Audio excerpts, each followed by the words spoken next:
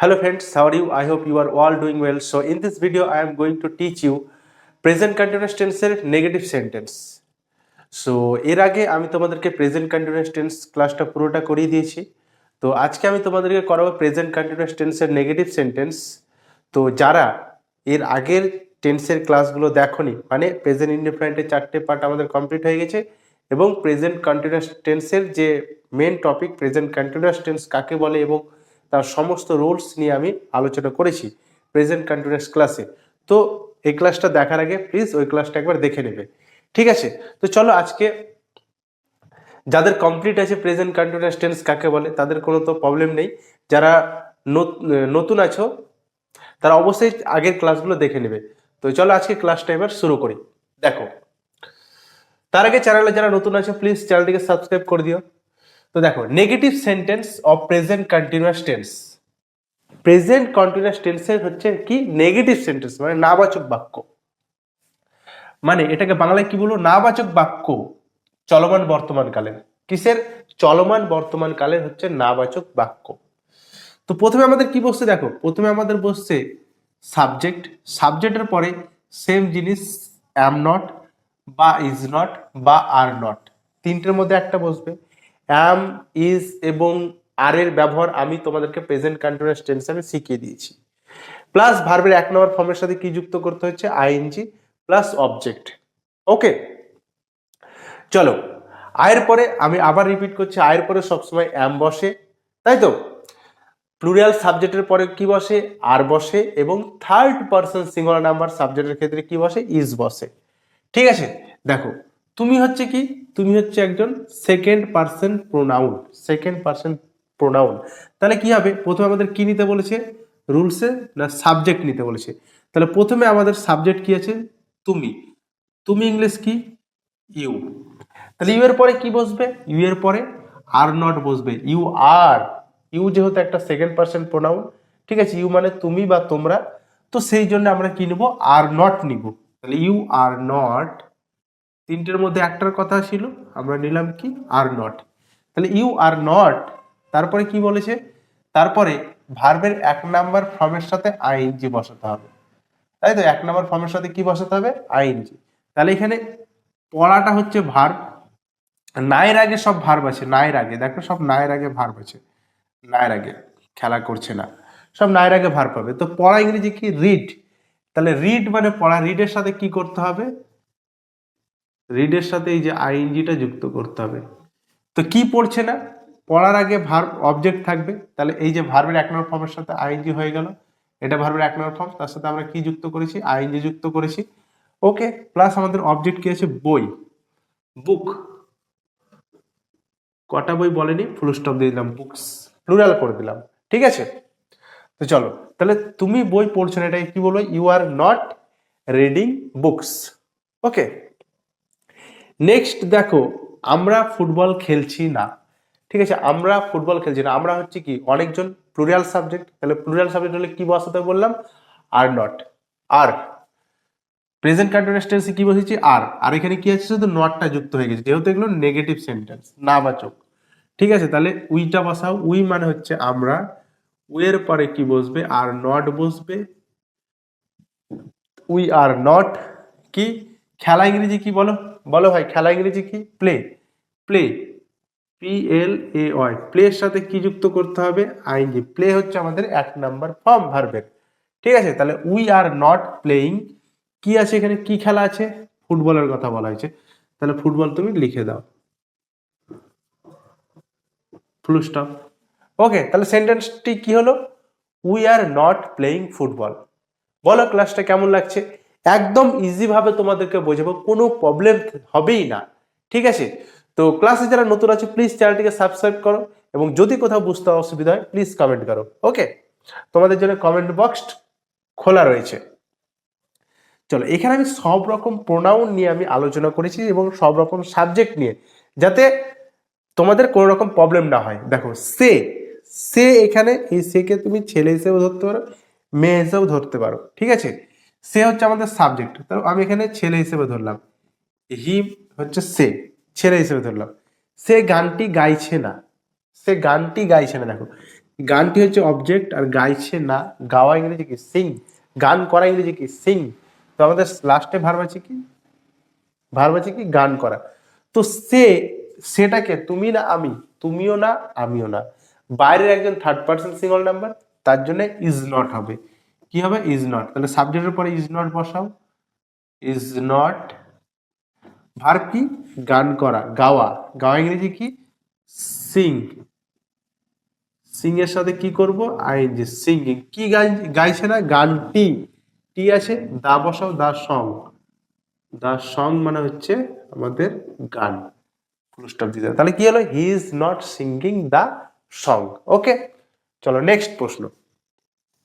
দেখো তারা, তারা হচ্ছে কি প্লুরাল সাবজেক্ট, তাই তো। তারা ইংলিশ কি বলতো, দেই, দেই, দেই। এরপরে কি হবে, আর নট হবে। আশা করি তোমরা বুঝতে পেরে গেছো যারা খুব মনোযোগ সহকারে ক্লাসটি করছো। দে আর নট, তাই তো, দে প্লুরাল সাবজেক্ট, তার জন্য আমি কি করলাম, আর নট দিলাম। দে আর নট। কি ভার্ব কি রয়েছে, খেলা করা, তাই তো, খেলা করা ইংরেজি কি প্লে, PLAY, তার সাথে আমি কি করব ING. They are not playing, কি খেলা এখানে কি বলেছে, তারা নদীর ধারে খেলা করছে না, জাস্ট খেলা করছে না। দে আর নট প্লেইং, তো নদীর ধারে বলেছে, মানে একটা পাশে, পাশে বোঝালে কি হয় জানো, বাই হয়, by the side, by the side of the river. By the side, side মানে পাশে, by the side of the river, এভাবে লিখতে হয় কথাটি, of the river. Okay, by the side of the river. তাহলে they are not playing by the side of the river, মানে তারা নদীর ধারে খেলা করছে না। চলো নেক্সট, তিনি, তিনি বলতে এখানে স্ত্রীকে বোঝানো হয়েছে। ওকে, তাহলে তিনি, তিনি ইংলিশ কি হবে, সি হবে। সি, সি হচ্ছে কি third person single number, she মানে একজন মেয়েকে বোঝাচ্ছে, থার্ড পার্সন সিঙ্গল নাম্বার, আমিও না তুমিও না। তাহলে সি ইজ নট, নট বসাও, সি ইজ নট। তিনি দরজায় ধাক্কা দিচ্ছেন না, তিনি দরজায় ধাক্কা দিচ্ছেন না, মানে এই যে ধাক্কা দেওয়া, ধাক্কা দেওয়াটা আমাদের ভার্ব। ধাক্কা দেওয়া ইংলিশ কি, কে পারবে, নক,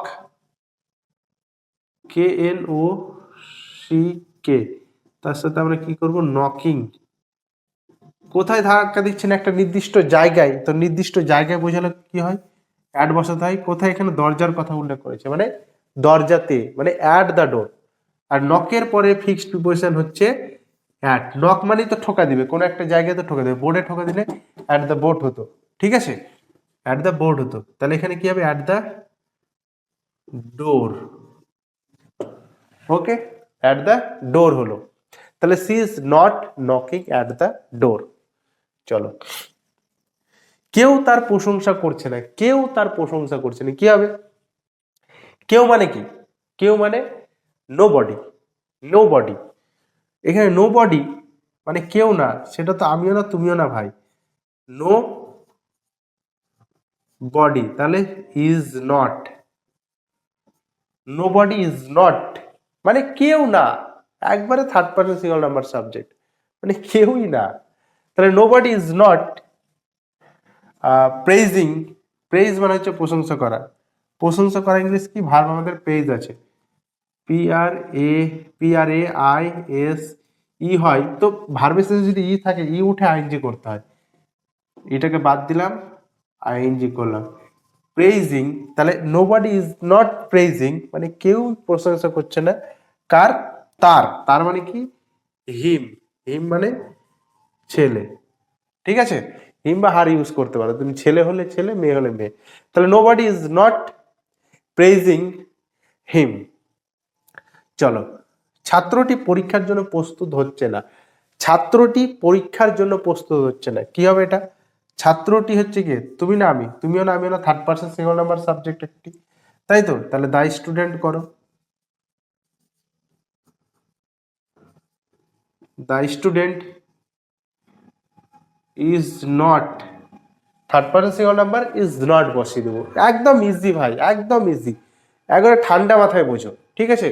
কোনো প্রাইভেট টিউশন নেওয়ার কোনো দরকার নেই, ক্লাসগুলো রেগুলার দেখো, ধরে ধরে ক্লাস করাচ্ছি, মানে ইজিলি শিখে যাবে। দ্য স্টুডেন্ট ইজ নট, দেখো প্রস্তুত নেওয়া ইংরেজি কি? প্রস্তুত নেওয়া হচ্ছে প্রিপেয়ার। প্রিপেয়ার, PREPARE,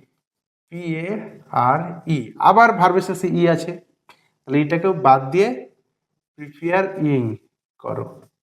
তাহলে the student is not preparing কি? পরীক্ষার জন্য। তাহলে ফর দ্য এক্সাম, জন্য একটা প্রিপোজিশন, জন্য ইংলিশ কি? For the examination. তাহলে পরীক্ষা ইংলিশ কি? এক্সামিনেশন। ঠিক আছে, এক্সামিনেশন, NATIOTION,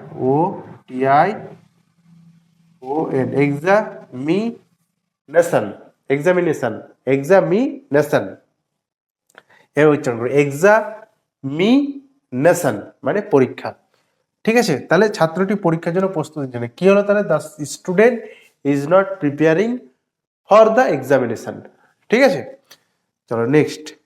এখানে দুটো সিঙ্গুলার প্লুরাল সাবজেক্ট আছে, মানে নাম নেওয়া হয়েছে, অর্ণব একটা সাবজেক্ট, সুজয় একটি সাবজেক্ট, মানে দুটো সাবজেক্ট হয়ে গেছে, প্লুরাল হয়ে গেছে।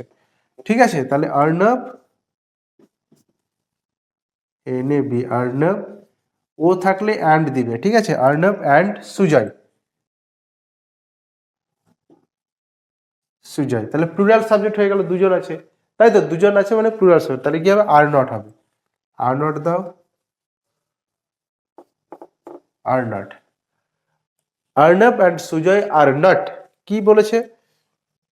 যে শিক্ষক মহাশয়ের কথা শুনছে না, মানে কথা শোনা, এটা আমাদের কি? কথা শোনাটা ভাব। তাহলে কি কথা শোনা ইংলিশ কি? লিসেন, LISTEN, লিসেন, মানে LISTEN, লিসেন। মানে এখানে দেখো, যদি কোনো ভার্বের শেষে এন থাকে মানে কনসনেন্ট, এটা কি আমাদের? কনসনেন্ট। আর এটা কি আমাদের? ভাওয়েল, ভিদে ভাওয়েল সিধে কনসনেন্ট। এবং এই কনসনেন্টের উপর যদি আমাদের স্ট্রেসটা জোরে না পড়ে, মানে লিসেন বলছি যখন, এন এর উপর জোরে যদি না পড়ে, তাহলে আমাদের এনটা ডাবল হবে না। ঠিক আছে, যদি এনটার উপর যদি জোরে আমাদের মানে অ্যাকসেন্টটা পড়তো, স্ট্রেসটা পড়তো, তাহলে আমাদের ডবল এন হয়ে আইএনজি হতো। তাহলে আমাদের এখানে ডবল এন হবে না, লিসেন ইং। ঠিক আছে, লিসেনিং টু, কার কথা শুনছে না? টু শিক্ষক মহাশয়, মানে শিক্ষক মহাশয়কে মানছে না। টিচার, TEACHER, কি বলেছে? অর্ণব অ্যান্ড সুজয় শিক্ষক মহাশয়ের কথা শুনছে না। তাহলে Arnab and Sujoy are not listening, listening মানে তো কথা শোনা, তাই তো? তাহলে লিসেনিং টু টিচার, টিচারকে মানছেই না। ঠিক আছে, লিসেনিং টু টিচার, এ হচ্ছে আমাদের সেন্টেন্স।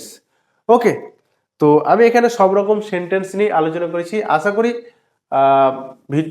মানে ক্লাসটি দেখে তোমরা মানে প্রেজেন্ট কন্টিনিউয়াস টেন্সের নেগেটিভ সেন্টেন্সের যত রকম ডাউট ছিল ক্লিয়ার হয়ে গেছে। তো ক্লাসটা যাই হোক, আমি এখন রাত্রে ক্লাসটা রেকর্ড করছি, এখন প্রায় বাজে 11:30, মানে 11:45 বাজছে। তো যদি ক্লাসটি ভালো লেগে থাকে প্লিজ কমেন্টে জানাও, আর যারা ক্লাসে নতুন আছে প্লিজ অবশ্যই চ্যানেলটিকে সাবস্ক্রাইব করো। তাহলে দেখা হচ্ছে আবার নেক্সট ক্লাসে। টাটা, বাই।